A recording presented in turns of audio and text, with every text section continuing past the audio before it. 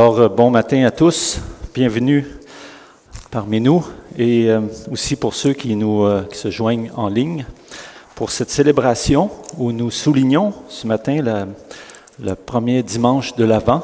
Alors, décembre est juste, nous sommes à la fin de novembre, alors le dernier mois de l'année approche et nous nous préparons pour, comme le nom le dit, l'Avent est qui signifie la préparation pour la venue de notre Seigneur Sauveur, Jésus-Christ. Alors, quelques consignes, juste par formalité, nous devons porter le masque en tout temps. Et après la célébration, nous sommes invités à quitter la salle et à continuer la communion à l'extérieur, malgré le froid qui est maintenant bien installé. Alors, j'aimerais vous amener par un temps. Nous voulons nous préparer. Alors, je vais vous laisser quelques minutes pour faire vraiment une pause dans toutes nos préoccupations et ce qui peut nous gêner dans notre communion, parce que nous voulons venir pour recevoir la parole, louer ensemble. Alors, je vais faire ce temps de pause.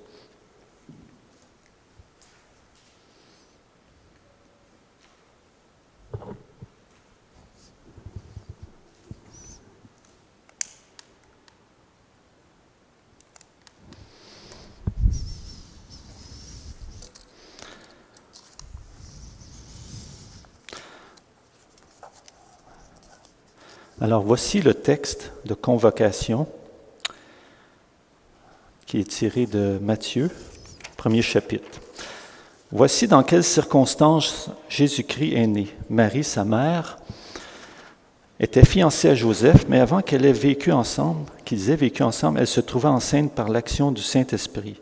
Joseph, son fiancé, était un homme droit et ne voulait pas la dénoncer publiquement. Il décida de rompre secrètement ses fiançailles. Comme il y pensait, un ange du Seigneur lui apparut dans un rêve et lui dit : « Joseph, descendant de David, ne crains pas d'épouser Marie, car c'est par l'action du Saint-Esprit qu'elle attend un enfant.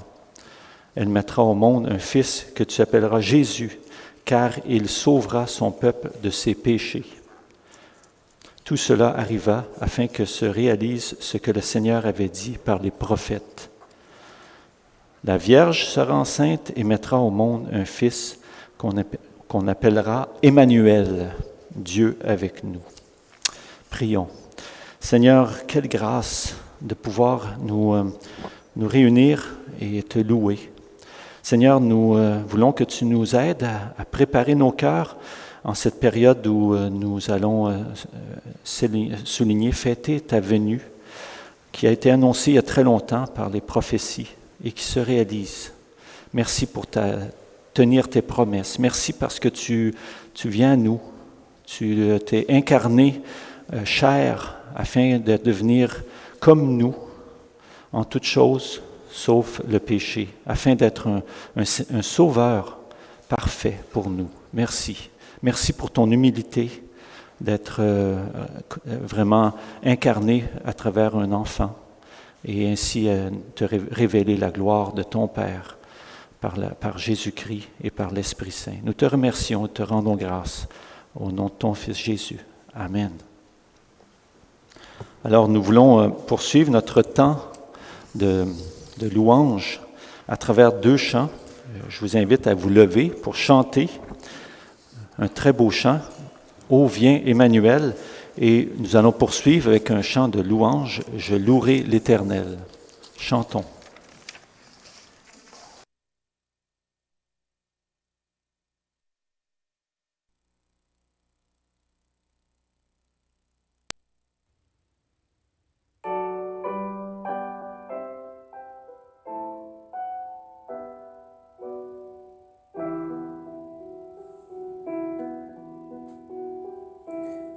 Ô viens bientôt Emmanuel.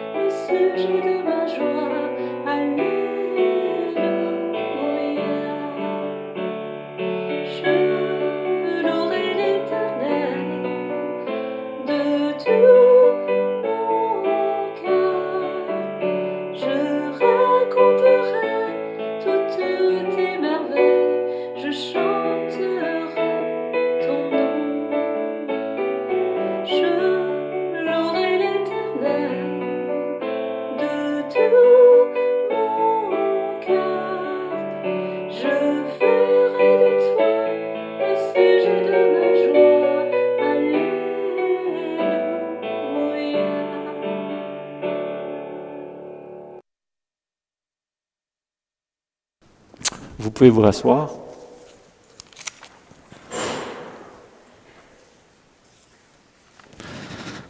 Nous voulons passer maintenant le temps où nous confessons que malgré toutes nos bonnes intentions, notre Seigneur qui est saint vient à nous dans sa sainteté et nous sommes pécheurs et nous voulons le confesser et aussi recevoir l'assurance du pardon. Alors le texte de la confession va apparaître à l'écran et je vais vous laisser un temps pour le lire en silence et ensuite j'enchaînerai avec une prière.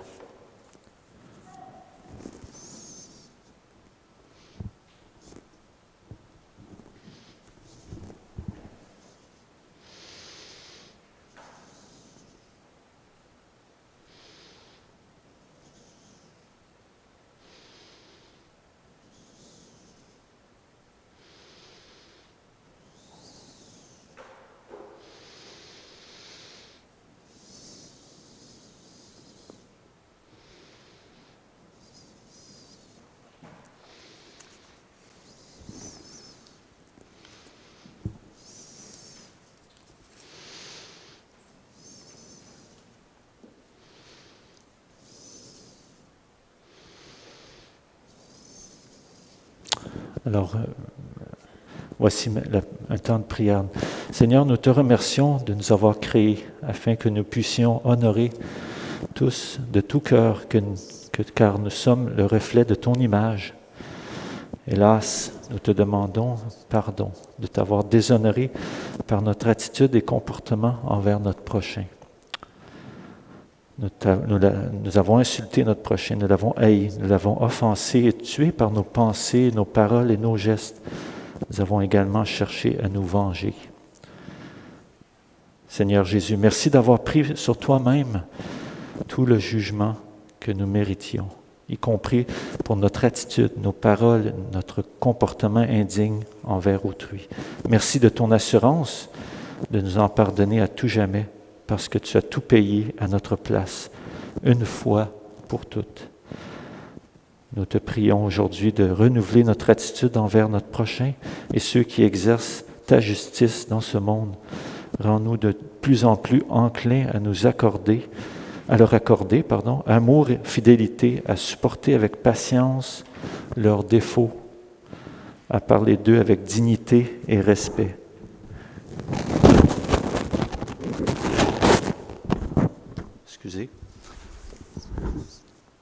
Et à ne jamais devenir justicier.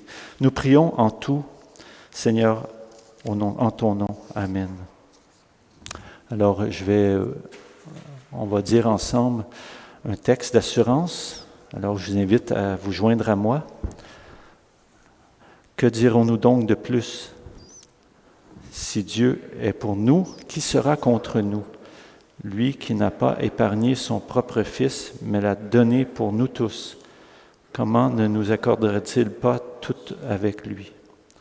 Qui accusera ceux que Dieu a choisis? C'est Dieu qui les déclare justes. Qui les condamnera? Jésus est mort, bien plus il est ressuscité. Il est à la droite de Dieu et il intercède pour nous. Qui nous séparera de l'amour du Christ? Serait-ce la détresse, l'angoisse, la persécution, la faim, le dénûment, le danger ou l'épée?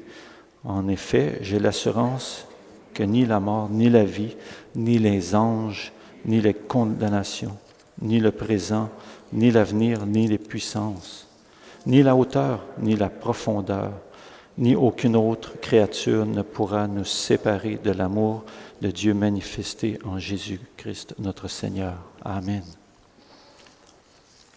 Alors maintenant, nous avons un temps pour l'offrande et j'aimerais souligner que le projet pour la collecte de l'Église à Douala, l'Église Konango Nyambe, a connu vraiment un succès. Nous avons plus de 80% du montant cible par les offrandes, des dons de nos membres. Alors, nous sommes très reconnaissants, les diacres, de votre générosité et nous rendons grâce à Dieu pour le travail, pour la contribution et l'œuvre que cela va apporter à l'Église à Douala.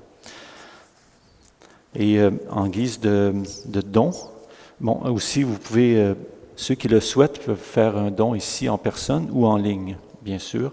Et nous allons lire ensemble un texte de reconnaissance pour ce temps de l'offrande. Alors, je vous invite à participer en lisant avec moi ce texte.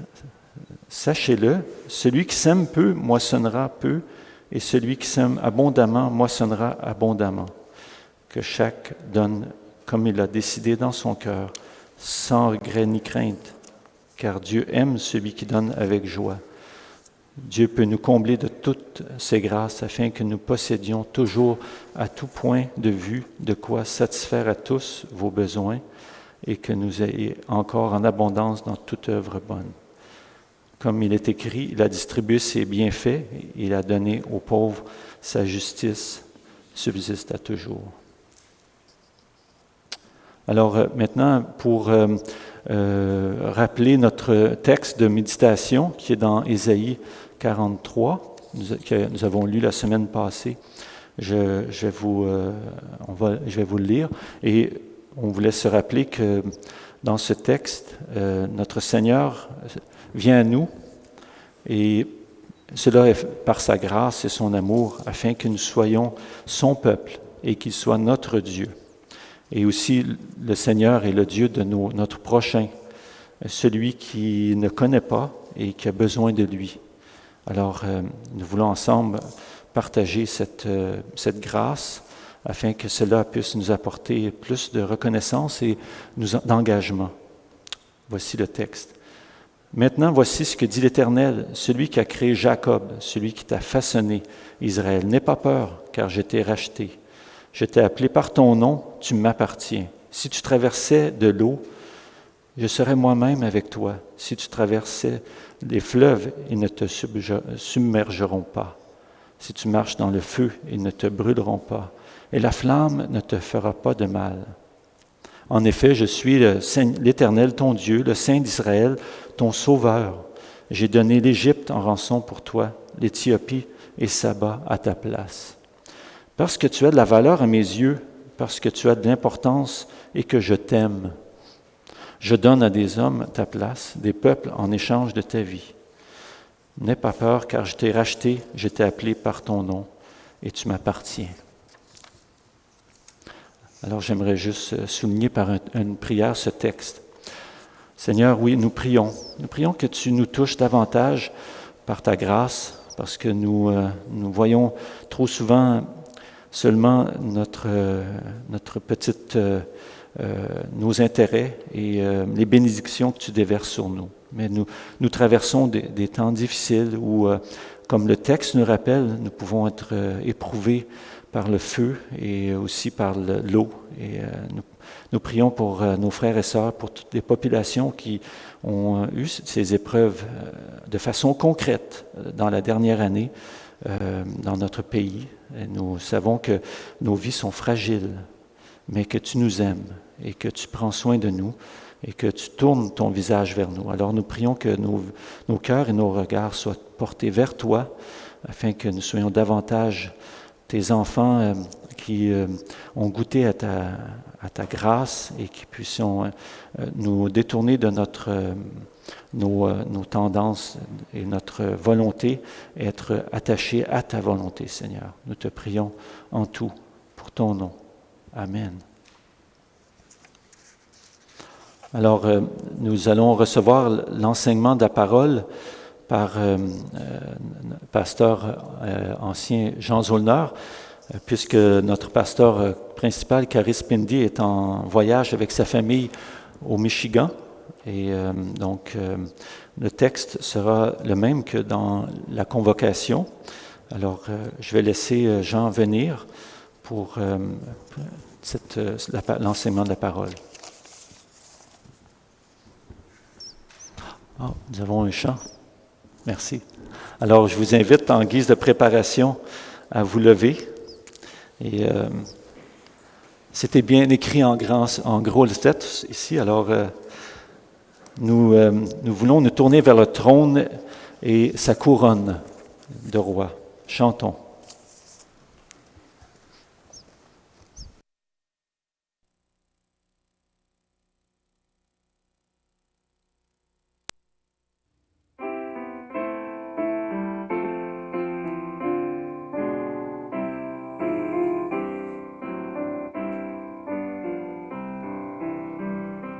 Tu descends au ciel, trône et couronne, quand tu vas ici-bas pour moi. Bethléem te repousse et personne n'a de place, ô Jésus, pour toi. Je te reçois, ô mon Sauveur, prends toute la place en mon cœur. Le ciel s'ouvre au cantique des anges, proclamant ta divinité. Mais la crèche et les plus pauvres louanges seul entourent ta royauté. Je te reçois, oh mon Sauveur, prends toute la place en mon cœur. Quand tu vins aux paroles divines, Israël méprisa ta voix. Il te mit la couronne d'épines et te fit mourir sur la croix. Je te reçois, oh mon Sauveur, prends toute la place en mon cœur. Mais du ciel, ô Jésus, sur la nue, tu viendras pour ravir les tiens. Et ma voix saluant ta venue te dira, viens à moi, oui viens. Je te reçois, oh mon Sauveur, prends toute la place en mon cœur. Prends toute la place en mon cœur.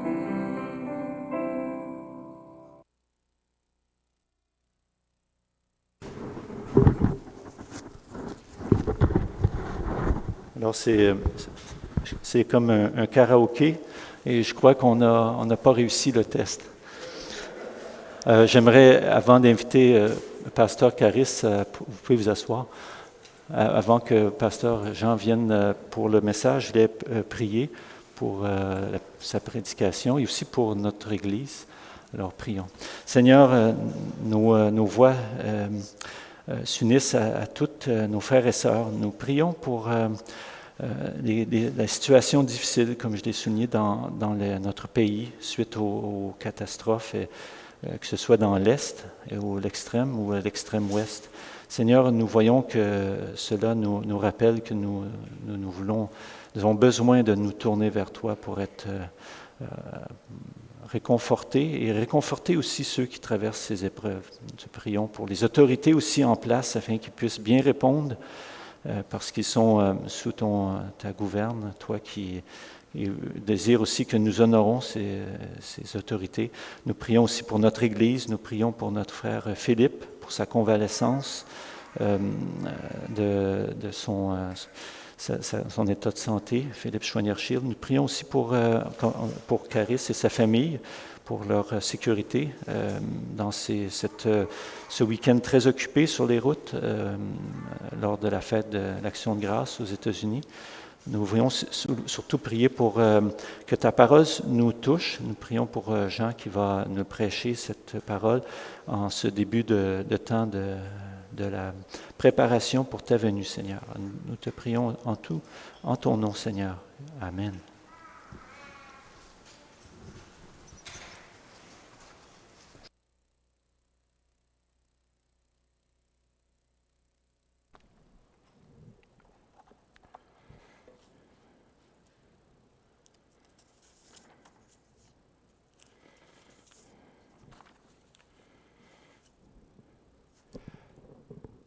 Alors bonjour tout le monde et ce matin, parce que nous sommes au premier dimanche de l'Avent, nous allons regarder, probablement on va faire la même chose aussi dans les dimanches à venir, un des textes d'un évangile au sujet de l'incarnation, la naissance du Fils de Dieu, notre Seigneur Jésus. Alors notre texte pour ce matin, nous l'avons déjà lu, nous allons le relire dans l'évangile de Matthieu, au premier chapitre, les versets 18 à 25. Donc Matthieu, chapitre 1er, et les versets 18 à 25.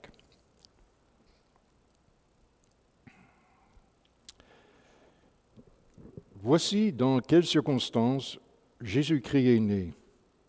Marie, sa mère, était fiancée à Joseph, mais avant qu'ils aient vécu ensemble, elle se trouva enceinte par l'action du Saint-Esprit. Joseph, son fiancé, était un homme droit et ne voulait pas la dénoncer publiquement.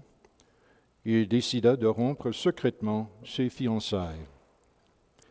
Comme il y pensait, un ange du Seigneur lui apparut dans un rêve et lui dit, « Joseph, descendant de David, ne crains pas d'épouser Marie, car c'est par l'action du Saint-Esprit qu'elle attend un enfant. Elle mettra au monde un fils que tu appelleras Jésus, car il sauvera son peuple de ses péchés. » Tout cela arriva afin que se réalise ce que le Seigneur avait dit par le prophète. La Vierge sera enceinte et mettra au monde un fils qu'on appellera Emmanuel. Ce nom signifie « Dieu est avec nous ». Quand Joseph se réveilla, il agit comme l'ange du Seigneur le lui avait ordonné et prit Marie comme épouse. Mais il n'y eut pas de relation avec elle jusqu'à ce qu'elle ait mis au monde son fils, que Joseph appela Jésus. Et ceci est la parole de Dieu. J'aimerais commencer par une petite histoire qui m'est arrivée cette semaine. Dans un moment de nostalgie, peut-être lié à Noël, je regardais quelques photos de famille et je me suis arrêté sur une d'entre elles. Il s'agissait d'une photo prise à l'extérieur d'une maison, mais à travers la fenêtre, on pouvait voir un sapin de Noël bien allumé. Et c'était quelque chose qui a rappelé un souvenir très vif en moi. Et c'était le dernier Noël que nous avons passé avec ma mère dans sa propre maison.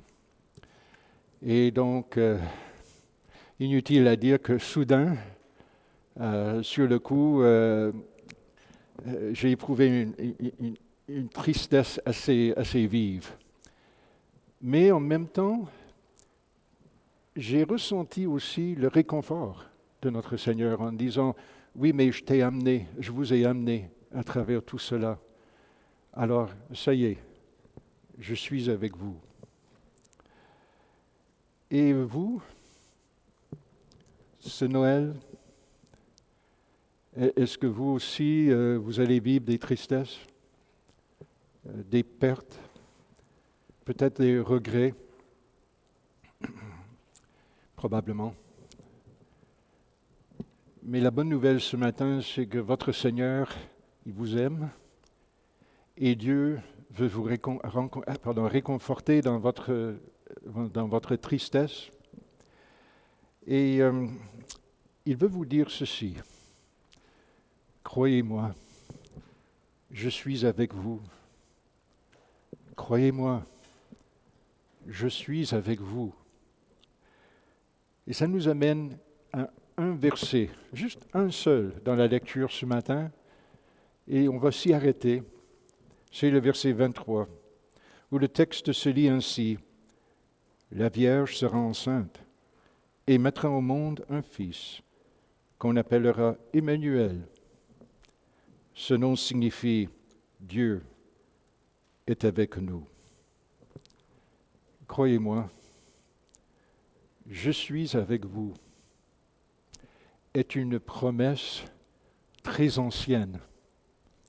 Enfin, dans le texte, cette promesse vient du 8e siècle avant Jésus-Christ, de la bouche d'un prophète qui s'appelle Isaïe. Et Isaïe annonçait cette prophétie à un moment de profonde tristesse pour le peuple d'Israël et probablement pour chacune à ce moment-là. Achab, le roi, était un homme profondément arrogant qui méprisait Dieu, qui maltraitait son peuple. C'était un temps vraiment de désarroi et de chagrin. Et de surcroît, il y avait une grande armée étrangère qui s'apprêtait justement à s'abattre sur Juda, sur ce royaume du Sud tout autour de Jérusalem. Dieu avait demandé, ou Isaïe avait demandé, Dieu avait demandé à travers Isaïe au roi, demande-moi un signe et je vous donnerai la preuve que je suis avec vous et que c'est moi qui suis vraiment Seigneur et Sauveur. Achab a dit non, je n'ose pas, je ne veux pas. Bien sûr, parce qu'il ne voulait pas admettre justement qu'il soit fautif devant Dieu et devant le peuple. Alors Isaïe dit, Dieu va vous donner un signe, une preuve quand même, que vous le veuillez ou pas. Et voici le signe, voici la preuve que je suis avec vous. Dans le temps si court que cela prendra, qu'il faudra pour une femme vierge de se marier et mettre au monde un enfant, j'aurai remporté la victoire contre l'armée qui vous assiège, qui vous menace. Dans un temps si court, vous verrez que je suis avec vous, croyez-moi. Et c'est ce qui s'est passé. Dieu tient parole. Mais croyez-moi, je suis avec vous est également une promesse à venir. Je m'explique. Supposons que vous soyez de compléter tout un programme comme technicienne en informatique. Et à la remise des diplômes, le directeur de votre école, il dit « J'aimerais vous annoncer que cette jeune femme est notre meilleure technicienne. Elle est vraiment la meilleure qui soit. » Mais le directeur ne sait pas que 30 ans plus tard, vous allez inventer un programme qui va révolutionner tout le monde de l'informatique. Ça reste à venir, mais il ne le sait pas. Et les prophéties sont un peu comme cela aussi, parce que Dieu n'est pas pris dans le temps. Pour Dieu, il n'y a ni avenir, ni présent, ni passé. Alors, ces prophéties peuvent être à ce qu'on appelle double vitesse. Une prophétie de la bouche du prophète pour le temps du 8e siècle et l'application et l'accomplissement de cette même prophétie par Jésus 800 ans plus tard. Et vous voyez, c'est beaucoup plus profond, c'est beaucoup plus étendu, c'est nettement plus magnifique. Et voilà pourquoi ce texte, selon Matthieu, sous l'inspiration de l'Esprit Saint, annonce que la naissance de Jésus est l'accomplissement ultime de cette prophétie d'Isaïe il y a 700 ans. Dieu fera infiniment plus qu'à l'époque d'Isaïe, parce que Dieu viendra lui-même. Il deviendra un être humain. Le Fils de Dieu va s'incarner. Et la situation est pire qu'il y a 700 ans. Depuis des centaines d'années maintenant, le peuple juif est envahi, le peuple juif est écrasé, est exilé aux quatre coins de l'Empire romain. Vous pouvez probablement, si vous étiez là, vous aurez peut-être pu entendre un peu les conversations entre les gens. Ils disaient probablement quelque chose comme ceci.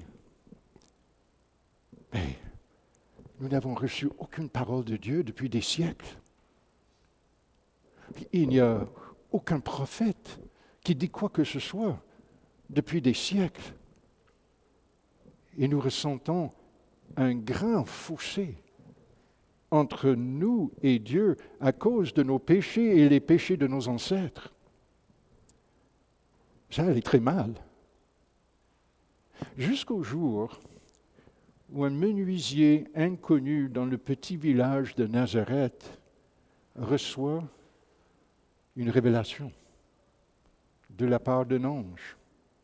Un ange du Seigneur lui apparut à Joseph, dans un rêve, et lui dit, Joseph, descendant de David, ne crains pas d'épouser Marie, car c'est par l'action du Saint-Esprit qu'elle attend un enfant.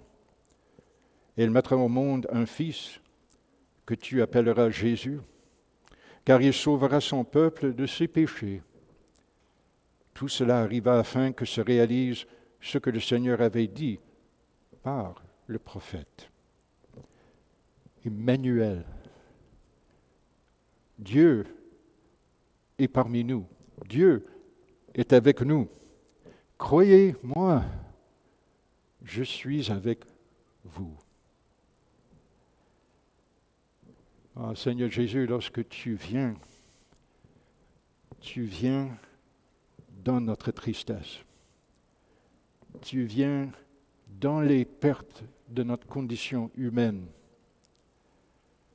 Tu viens réconcilier Dieu avec nous et nous avec lui. Parce que c'est ça notre plus grande tristesse. Nous avons profondément besoin d'être réconciliés avec Dieu. Nous avons profondément besoin d'une joie qui est plus profonde et forte que la mort. Lorsque Jésus s'incarne, Dieu s'incarne et devient un être humain, c'est déjà remarquable. C'est profondément remarquable. Mais la portée de sa naissance et de son incarnation va beaucoup plus loin. Dieu devient humain afin de vivre une vie parfaite à la place des rebelles que nous le sommes. Dieu devient un être humain afin d'assumer sur la croix le jugement que mérite notre rébellion. Dieu devient humain afin de vaincre la mort en ressuscitant à tout jamais. Croyez-moi, je suis avec vous. Et nous voici à Noël en 2021. Croyez-moi, je suis toujours avec vous. Toujours. Lorsque Dieu le Père envoie son Fils unique, incarné par la puissance de Dieu le Saint-Esprit, il le fait dans toute sa gloire. La gloire de notre Dieu trinitaire, la gloire du Père, la gloire du Fils et la gloire de l'Esprit Saint. Mais il le fait dans la noirceur de notre tristesse et de notre condition humaine.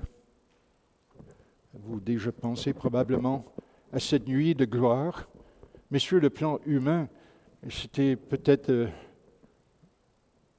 moins joyeuse. Une grossesse dans l'embarras.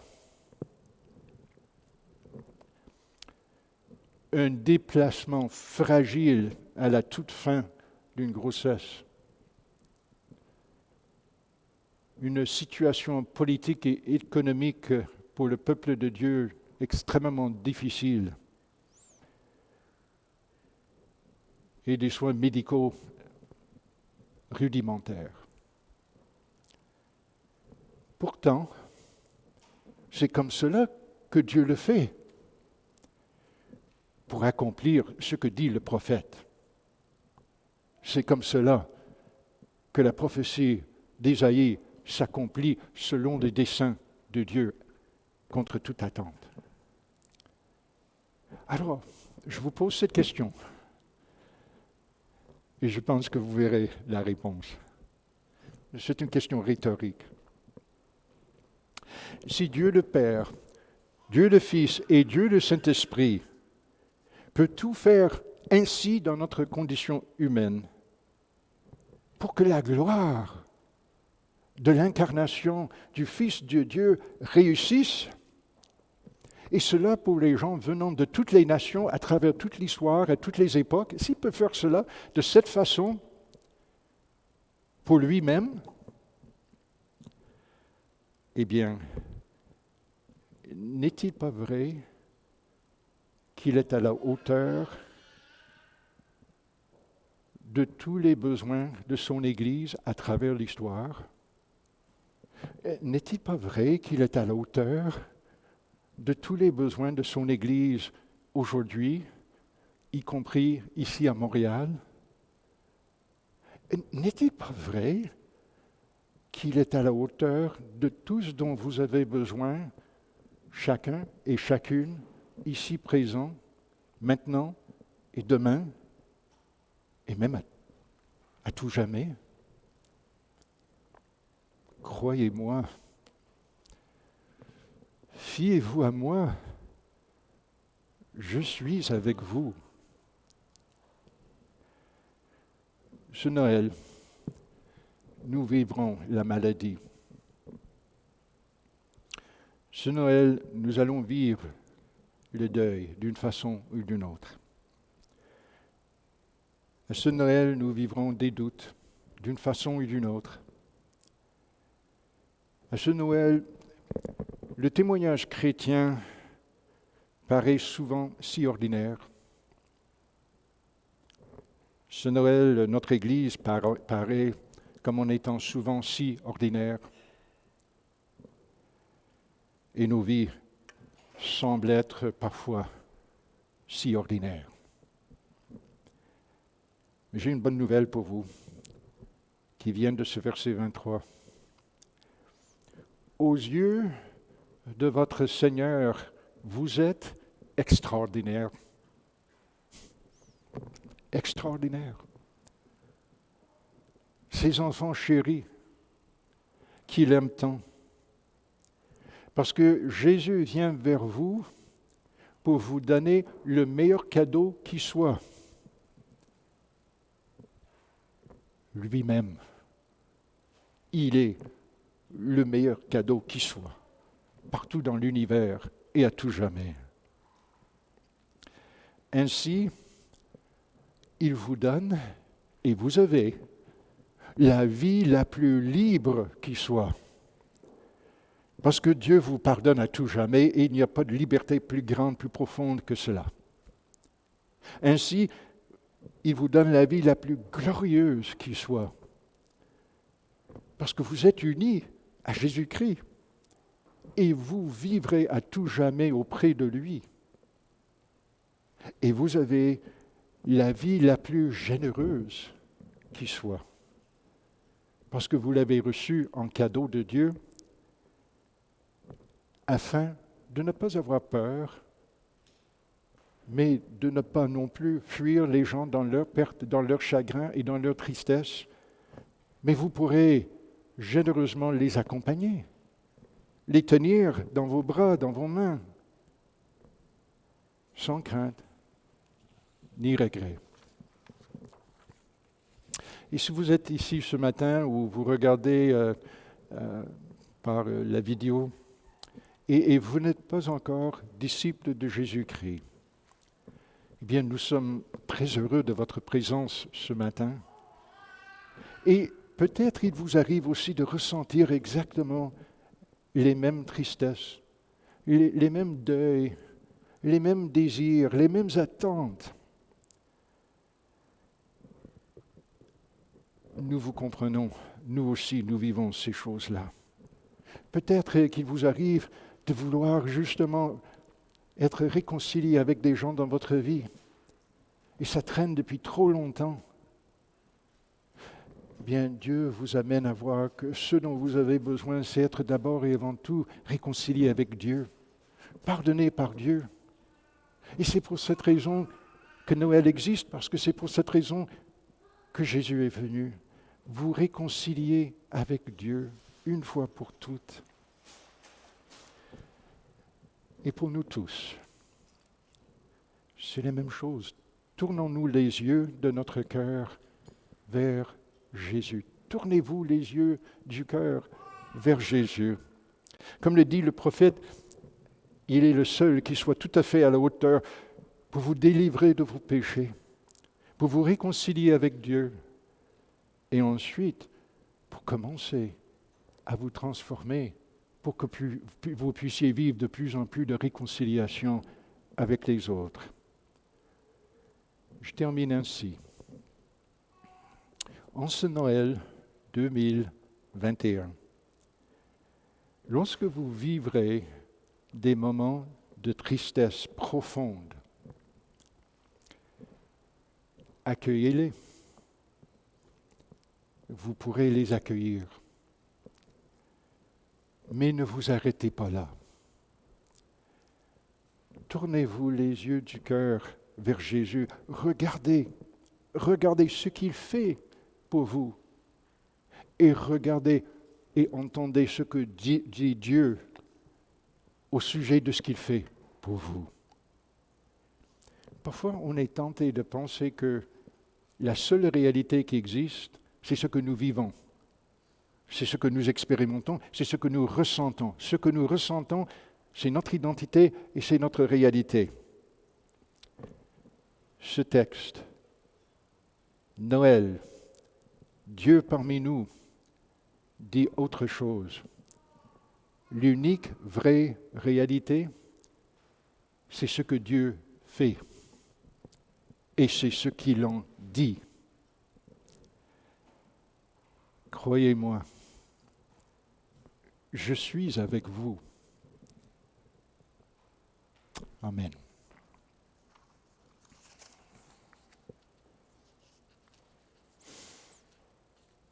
Alors prions. Notre Seigneur et notre Sauveur, quelle joie de pouvoir t'appeler notre Seigneur et notre Sauveur. Quelle joie de pouvoir vivre comme tes disciples que toi tu as choisis, que tu bénis. Quelle joie de pouvoir vivre comme en étant pardonné à tout jamais, entouré de tes bras, fortifié par toi au Saint-Esprit pour pouvoir vivre maintenant, aujourd'hui et à tout jamais sous ton règne et par ta grâce et dans ta vérité. Seigneur, nous ne sommes que des hommes et des femmes ordinaires. Nous avons toutes sortes d'inquiétudes, nous avons toutes sortes de doutes, nous avons toutes sortes de craintes, nous vivons toutes sortes de tristesse et même de chagrin. Seigneur, tu le sais, tu sais combien nous sommes affaiblis et nous crions souvent, Seigneur, aide-nous dans notre doute, accorde-nous de la foi de plus en plus profonde et durable. Alors Seigneur, aujourd'hui, nous voulons simplement réclamer cette promesse du prophète. Tu es avec nous. Tu le seras aujourd'hui et demain et pour toujours. Tu nous dis, fiez-vous à moi, je suis avec vous. Croyez-moi, je suis avec vous. Seigneur, nous te croyons, nous t'accueillons et nous te prions d'approfondir notre confiance en toi et ta parole et en tout ce que tu fais et tout ce que tu dis et tout ce que tu promets pour l'avenir. Nous le faisons avec reconnaissance, avec gratitude et en ton nom, Seigneur Jésus. Amen. Notre dernier chant aujourd'hui est un chant qui découle de ce texte, qui nous invite à mettre toute notre confiance en notre Seigneur, ce qu'il est et ce qu'il dit. Il est notre ancre. Il est aussi notre voile. Alors levons-nous et chantons et remercions notre Seigneur.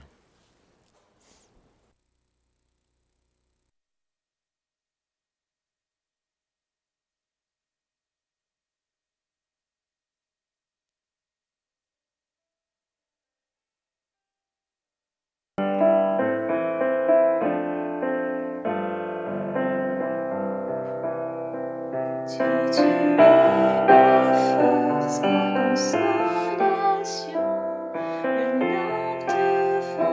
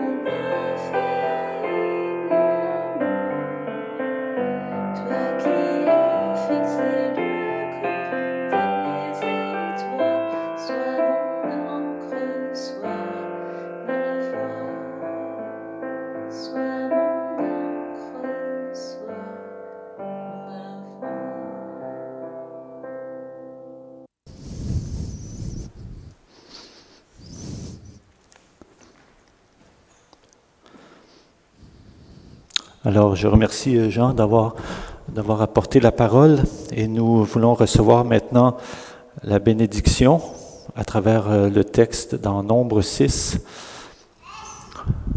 Que l'Éternel te bénisse et te garde, que l'Éternel fasse briller son visage sur toi et t'accorde sa grâce, que l'Éternel se tourne vers toi et te donne la paix. Amen. Alors voici, nous sommes à la fin de notre célébration. Vous pouvez vous asseoir. Je vous remercie de votre présence et pour tous ceux qui nous ont suivis en ligne, que le Seigneur vous bénisse à travers la louange et l'enseignement de la parole. Et je crois qu'il n'y avait pas d'annonce, mais si jamais vous avez des annonces, vous pouvez le signaler maintenant. Je voulais aussi qu'on prie, j'ai oublié dans les prières qu'on puisse continuer de prier pour notre frère Constant qui a perdu sa sœur Louisette, je pense. Donc, prions pour Constant et sa famille qui sont dans le deuil de leur perte de leur sœur. Alors, je vous souhaite une bonne semaine. Nous avons chanté en début de cette célébration « Ô viens Emmanuel ». Certainement, nos cœurs désirent que notre Seigneur revienne, mais en attendant, allons et croyons, car il est avec nous, pour nous et pour tous ceux que nous croisons sur notre chemin. Amen. Bonne semaine, bon dimanche. Merci à tous ceux qui ont aidé pour préparer cette célébration technique et autres. Merci et bon dimanche. Merci.